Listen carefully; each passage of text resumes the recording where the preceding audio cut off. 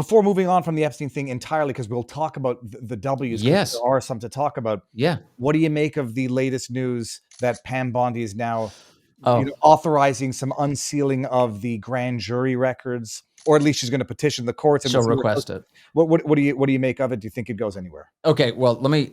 First of all, I thought you were going to ask me about the Wall Street Journal DoodleGate story. Oh no, I'm getting to that one after this one because I got that article in the backdrop. Yeah, we'll get there. DoodleGate is one of my favorite stories of the last 24 hours. But the Pam Bondi thing. Not to rob this interview, who's interviewing who here, but I really would prefer to ask you, the lawyer, on this subject, because the fact is, look, it's not something that can happen automatically, right? She's got to request this of the judge, and the judge has to say that there's an adequate reason to release it.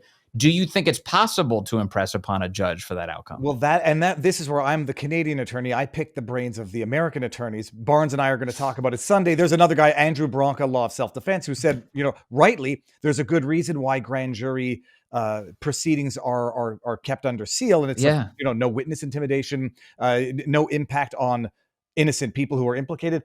I can understand it, to the extent they can release something. Yes. I think the main thing is I think Trump has felt the pressure, but I can see people saying this will go a few months. At the end of a couple months, they're going to say, a judge said no, we tried.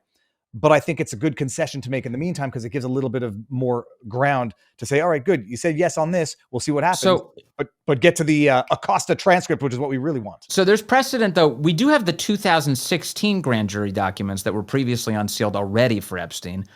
It may be. I wonder if in the eyes of the court that there may be an advantage here that he's dead.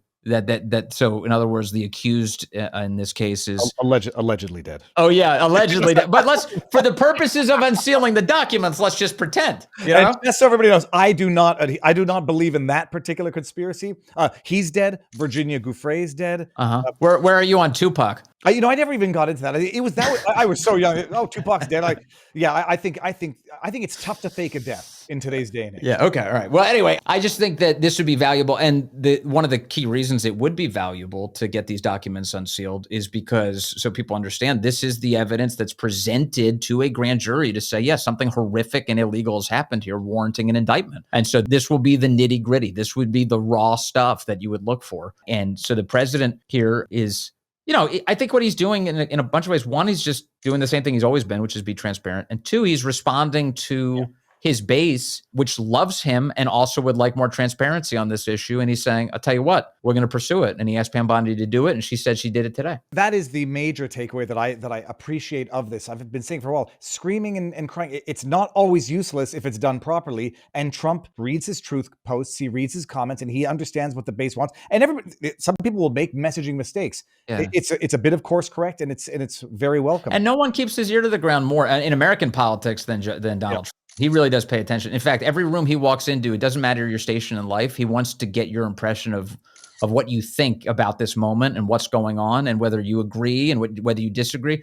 He hears everybody out. He treats them like the adults they are. And that is the skill that has made him such a talented politician in this late chapter of his life. What do you think of DoodleGate? Look, I called it yesterday. I don't believe it for a bloody second. Even if it's true, I couldn't care less. And it's not like one of those moving goalposts. Like, this is legit. Even if it was the case in 2003, he made a little booby drawing and wished Epstein a happy birthday, I wouldn't care, but I don't believe it for a bloody second. This is, for those who don't know, Trump is alleged to have given Epstein a happy birthday card back in 2003. He drew it, and it had like some weird poem on it that said some secrets are best kept secret or something.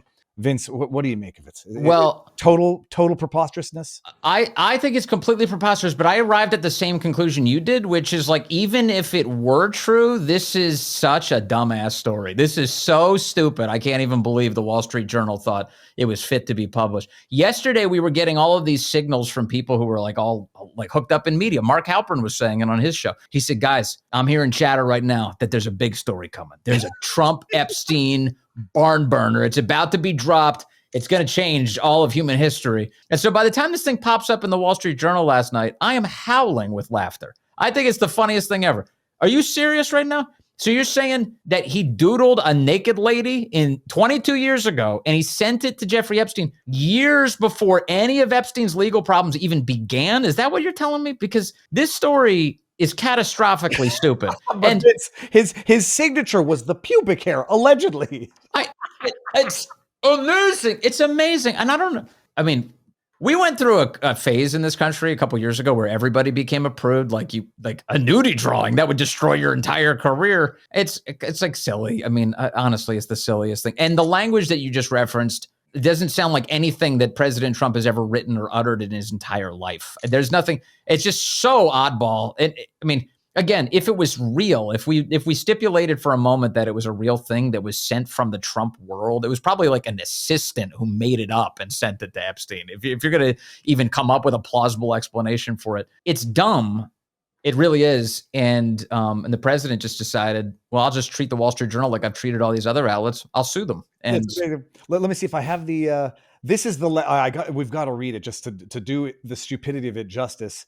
It said, this is what Trump is alleged to have written. Voiceover, there must be more to life than having everything, the note began. Donald, yes, there is, but I won't tell you what it is. Jeffrey, he's narrating a conversation. Nor will I, since I also know what it is. Donald, we have certain things in common, Jeffrey. Jeffrey, yes, we do, come to think of it. Donald, enigmas never age. Have you noticed that? Jeffrey, as a matter of fact, it was clear to me the last time I saw you. Trump, a pal is a wonderful thing. Happy birthday. And may every day be another wonderful secret. I made the joke. That sounds like something E. Jean Carroll would have written. It's so poorly written. No, it sounds like something that Chat GPT would write if you asked it to write it in the voice of E. Jean Carroll. You know what I mean?